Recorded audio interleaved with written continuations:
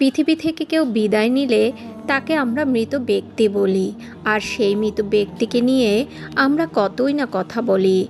কেউ করি প্রশংসা, আবার কেউ করি বদনাম। আর এই প্রশংসা ও বদনাম মৃত ব্যক্তির জন্য কতটা জরুরি তা কিন্তু আমরা অনেকেই জানি না। আমাদের প্রিয় রাসূল সাল্লাল্লাহু আলাইহি ওয়াসাল্লাম এ সম্পর্কে খুব গুরুত্বপূর্ণ হাদিস বলে গেছেন।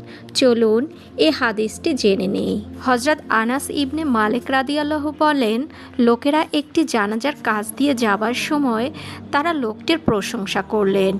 নবী সাল্লাল্লাহু আলাইহি ওয়াসাল্লাম বললেন, ওয়াজিব হয়ে গেল। এরপর আরেকটি জানাজার কাজ দিয়ে অতিক্রম করার সময় সেই মৃত ব্যক্তির নিন্দাবাদ ও বদনাম করলেন।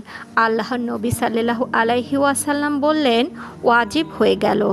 কথা শুনে ওমর ইবনুল খাত্তাব নবী সাল্লাল্লাহু আলাইহি ওয়াসাল্লামকে জিজ্ঞেস করলেন, কি ওয়াজিব হলো?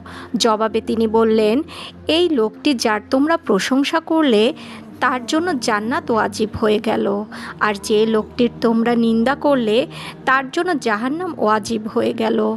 কেননা পৃথিবীতে তোমরা আল্লাহর সাক্ষী।